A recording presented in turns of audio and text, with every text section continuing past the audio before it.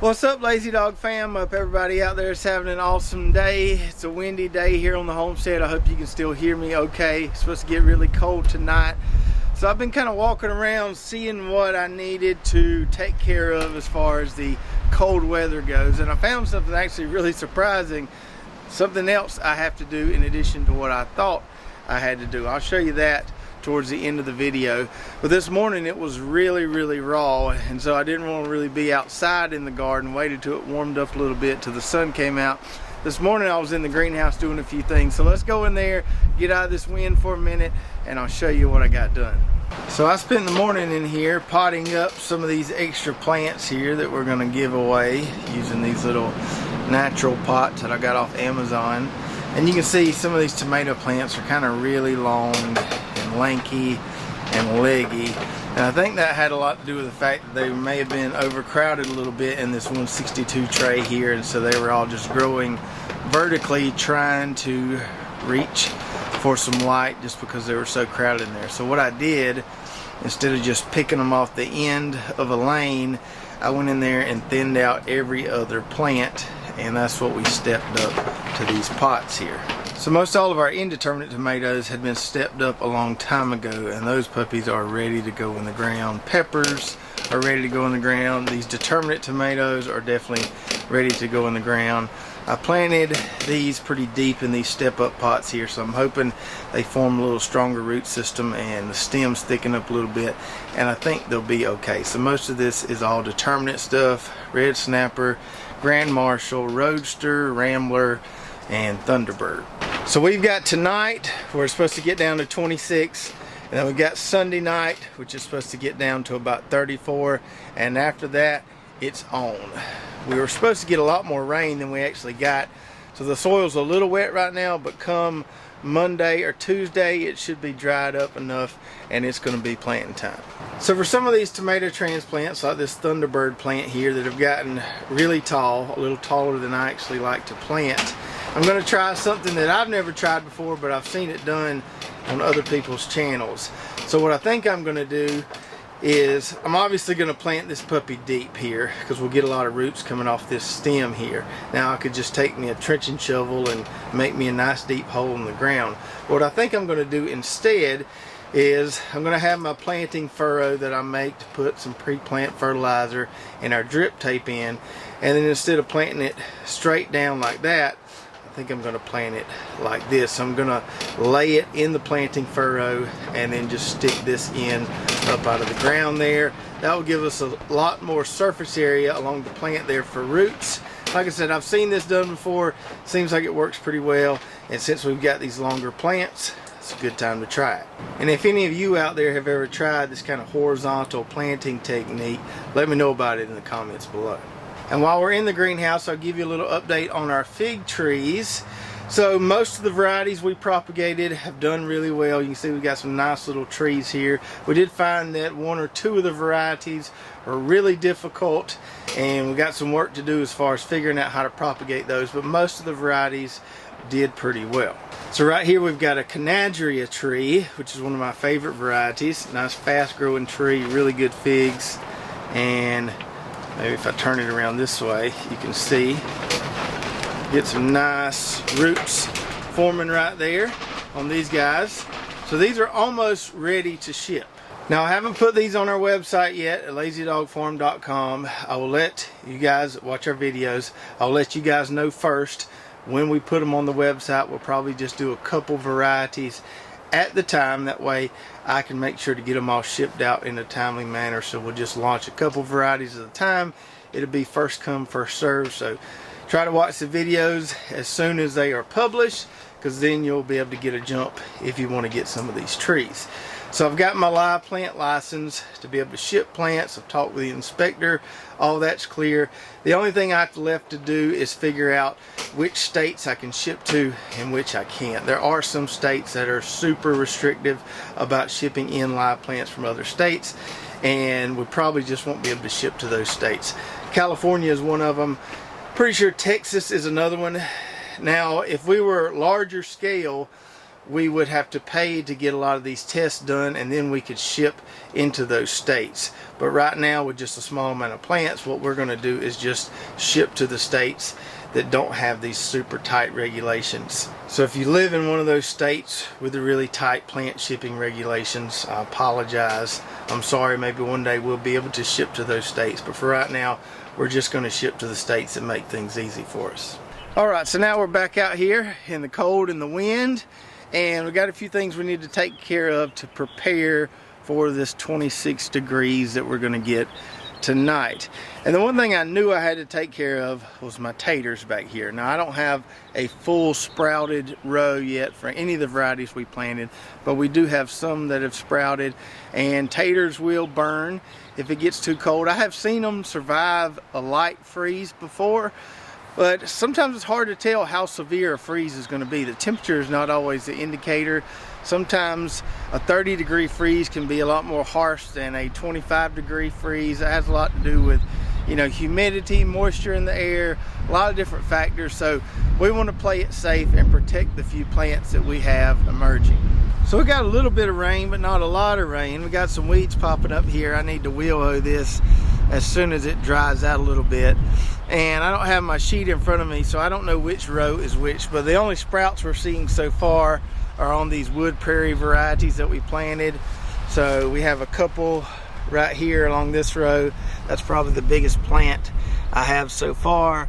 A couple small sprouts on that row, maybe one little one on that row, and a few on this row here. So not a whole lot to take care of, but we do have some. Now, if it wasn't so windy out here today, what I would do is just take one of my tarps and I'd pull it over this plot probably later today, and then come out here in the morning, take it off, and everything should be just fine. But I'm not going to even try to fool with a tarp in this wind, so we got to do something else. So what I'm going to do, and what I know will work, is for these tiny little plants here, I'm just going to cover them with more soil, and then they'll emerge through that soil and they'll be just fine. But for these larger plants here, which we only have a few of out here right now, I think I'm just going to cover those with a bucket. So for these tiny little plants like this right here that have just emerged, we'll just take some soil here, kind of loosen up a little bit, and we're just going to cover them up with dirt just like that. Alright, so we got those small sprouts covered there, and I can easily tell where I covered up plants. So I'll probably just come out here in the morning, since we're not supposed to freeze on Sunday night, just supposed to get kind of cold. I'll probably come out here in the morning and kind of move some of that dirt away so that green foliage can be exposed to the sun once again, and we just have it covered for tonight. And for these couple of plants that have gotten to a decent size so far, we're just going to use the old bucket trick here. Put us a bucket on top. I'm going to put a couple of bricks on there so it don't blow away in this wind. And we'll just take that off in the morning, and that should be just fine. So that'll take care of our taters and protect them. The other day I was thinking, man, I wish I had more sprouts out here right now, considering how long ago we planted these, but now I'm kind of glad I don't. Another option to protect them would be to use some of that Agribond row fabric that we've used in the past, but because of the wind, kind of the same thing as a tarp, it would be kind of tough getting that stuff in place. With the wind blowing, I would need a couple extra hands out here. So for as many sprouts as we had, that was a simple, easy solution. And now for the surprise. So as I mentioned earlier, I was walking around seeing if there was anything else I needed to protect besides those taters, and I was pleasantly surprised at what I found. So I had completely forgotten that I planted this row of broccoli and this row of cauliflower here until the other day when we were picking collards for the veggie stand, and I saw a few heads of broccoli on the end here that I harvested. A few smaller heads, some of those are too old and are kind of seeding out. But when I looked at them that day, the cauliflower didn't really look like it was close. But I was walking around out here earlier, and look at what I found. We've got some decent sized heads of cauliflower there. And broccoli too. This broccoli right here wasn't even close a week ago. But man, it has grown by leaps and bounds just within the last week. Now some of these cauliflower heads and even some of these broccoli heads might get a little bit bigger if I left them here longer. I could cover them with row fabric for the cauliflower.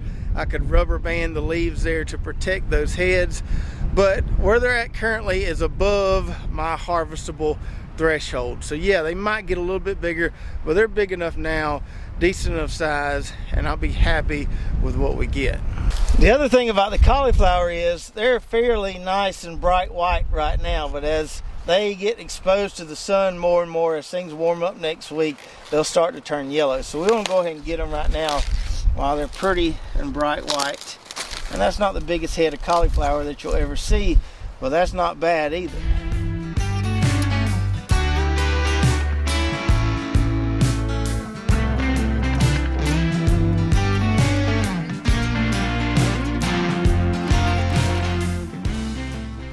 So that's all of it right there. That's all the harvestable cauliflower we had. No real monsters in there, but not bad for something you forgot you even had. Now the broccoli is even more trickier than the cauliflower, because if you start getting some warm weather, you can quickly go from this, which is a nice pretty head of broccoli, to a head of broccoli full of flowers and full of seeds in just a day or two. So it can go from a nice good eating size head of broccoli to chicken food real quick. So you can't get too greedy with it. And this is a nice big head of broccoli right here. I'm really happy with that. I can live with that all day. This is the Imperial variety here, which was the first time we've grown it, I think, in the winter slot like this, and it actually did pretty well for us. Pretty happy with the results so far. So once again, not going to set a state record, but not bad for something you forgot you even had. Now normally I will fertilize broccoli and cauliflower several times throughout their growth cycle. We'll put a pre-plant fertilizer down and I'll side dress them at least once, maybe 2 times. But with these, all I did was put that 855 in the furrow at planting and didn't really do anything else to them. Didn't spray them, nothing, because like I said, I forgot they were even there. But if you remember back from our last video when we looked at those soil test results, this plot here, plot number 6, showed up as being really, really fertile. So that makes sense. Even though we didn't really do a whole lot to these guys, we still ended up with a respectable harvest here. And now that we've got that harvested on a day when it's a little more enjoyable to be out here, I'll come in here with some loppers probably and just cut those plants off at the soil level. We'll put all this in the compost bin, and that'll make some more room in this plot here. So I haven't started any flowers in the greenhouse yet because I was waiting on some space to open up in this plot here. We've got Portuguese kale that needs to be removed. It's bolting and it looks pretty terrible. And now we've got that broccoli and cauliflower we can clear out. So now that we've got some room, we got to get on the ball and get our flowers started in the greenhouse pretty soon. So I wasn't planning on harvesting anything today, but when I found these guys, I wasn't mad about it. Even though it's pretty nasty out here today, I was glad to get these harvested. I'm glad I noticed them. I'm glad I walked over to this plot to check on things, because they would have been ruined after tonight. So glad I was able to get them. We'll take them inside. We'll put these in bags in the fridge. The cauliflower actually stores pretty well. We can usually get it to store a couple weeks.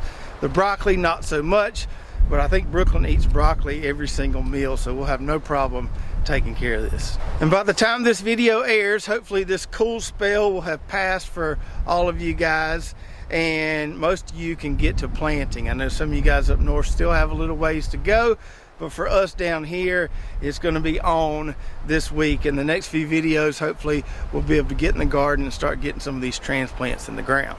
And if you've ever had this happen where you planted something, completely forgot about it, and then next thing you know, you've got a respectable harvest, please share your story with me in the comments below. I think it's kind of funny. I think sometimes we overthink gardening a little bit, and we try to over manage our plants, and plants just want to grow. And sometimes you just plant stuff, forget about it, it ends up producing pretty well when you really haven't done anything to it. If you're watching on YouTube, make sure to check out our affiliate links below. A lot of good companies that we use in our gardens here at Lazy Dog Farms. Even got some coupon codes for some of those companies so you can take advantage of those discounts. If you haven't already, go check out our website, lazydogfarm.com, where we've got our garden blog, recipes, recommended products, Lazy Dog Farm merch, and more. If you did enjoy this video, make sure to subscribe, hit that notification button, like, and share, and we'll see you next time right here at Lazy Dog Farm.